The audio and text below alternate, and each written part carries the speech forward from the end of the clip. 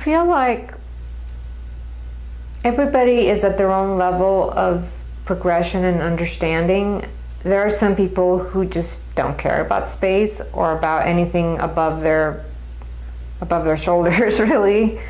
And but for the people that do, I feel like we're entering a time where we can no longer deny or tell people that everything revolves around planet Earth. Like, there are other worlds. In fact, Enoch's primary message is there are worlds without end, an infinite number of worlds. And so we cannot behave in a way that is like everything is about us,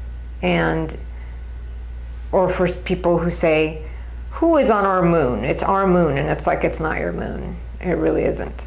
And the sooner that you stop thinking that, the sooner that we stop thinking in these ownership terms, like we own the planet, we own the moon, we own everything. Like, as soon as we stop doing that, because that's the type of thinking that leads to, it's like locusts that come in and ravish everything, and then they're like, oh, well, we're done with this, let's just go to the next thing. Like, we need to overcome that. And I think that is also in our DNA, according to Ricardo Gonzalez.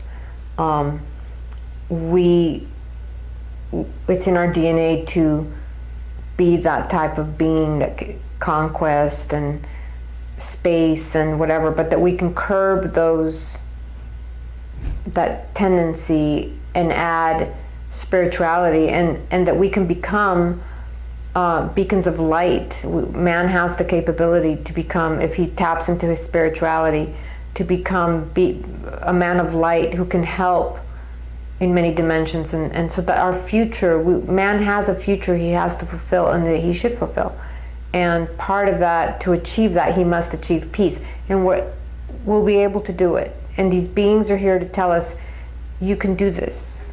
And the main thing that allows that to happen is the love frequency, because the love frequency activates dormant DNA in man that allows him to be this, to be godlike, there's a passage in the Bible where Jesus said, you know, do you know that ye are gods, and everything that I can do, you can do also. But this is something that people don't want to take a look at because it's too intimidating for them, maybe, and they rather have the belief that, well, we're just going to be saved. Jesus is going to come back and save us, and everything's good. And I don't think that's the true Christ consciousness. The Christ consciousness should be, treat others the way you want to be treated, including your planet, including all life forms on this planet. And that is the true message of Jesus. It's not, you know, just do whatever you want and then I'll save you and then it's all good. No, I just don't believe that. I just don't think that was his message. So I believe that ufology puts your line of thinking into going out. What is your responsibility to reach out, not only to Earth, but to other dimensions and other planets. And it isn't just about you or this, you know, but it all starts in here. And so the Christ consciousness is, and I think that's why Jesus said, love one another and love your enemies, because not easy to do, but that was the message, you know. If we develop that consciousness of brotherhood, we'll realize that everything is connected. And so ufology to me is like the other beings telling us, hey, we're here too. Don't forget about us. You know, don't forget we're out here. So when you detonate your bombs or whatever, know that you're affecting us.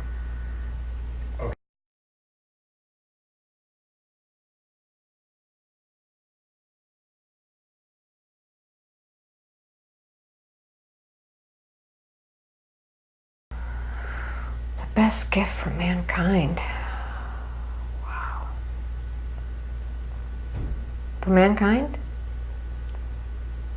I don't know. I feel bad because seriously, I feel like I'm the kind of person that I always think about the animals first. And I feel like if I had superpowers, I would take care of all the animals first. Would that be your number one wish? That would be. I feel like it really would be. And I'd also like to fly a ship in space. I really would. So,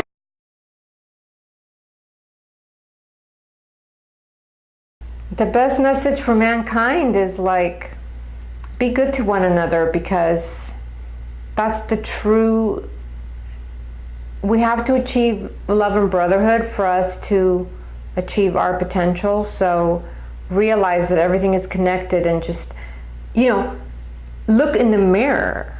First thing you do, you accuse somebody of something and you say, look in the mirror and say, do I have those qualities? Am I accusing someone of the very same thing that I'm doing? And if you are, then you should have either more compassion for them, because you're accusing them of what you do. Don't be a hypocrite. So lately I feel like I should carry around these little pocket mirrors and just be like, when people start yada yada, you just pull it out and you're like, here, I have a gift for you. It's a little pocket mirror. Look in the mirror and then come talk to me or whatever. I really feel like my number one love is animals. And that just like, if I ever think that Earth is going to suffer an extinction event, the first thing I think about are the animals. Like they're going to suffer, like the Hiroshima thing, and then life in the ocean suffering for after what we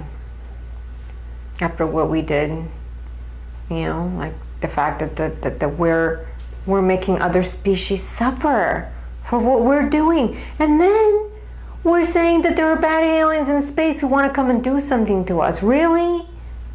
Worse than what we've done to each other? You're worried that aliens are going to experiment on you? You're worried aliens are going to eat you, even though you're eating and torturing animals. Like in the US, there's a gag order. There are certain states they put a gag order because they don't want you to know that they grind baby chickens alive to make nuggets for you at McDonald's. Like really? So you're worried that there's someone else in space who's gonna really do to you what you're doing.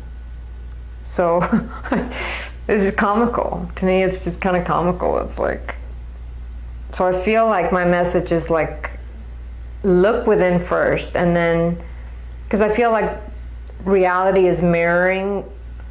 We're paranoid in other people only because that's what's inside of us. Because if we were loving people, we wouldn't look to others in that way. We'd be like, cool, we're gonna meet cool people who are gonna love us, and because we're capable of love. But if you walk around and you're like stabbing people and you're like doing all that crazy stuff, of course that's how you're gonna fear Stephen Hawking. Oh, if we ever meet aliens, if they're anything like us, we're in trouble. And it's like, that's the most truthful thing a guy could have said.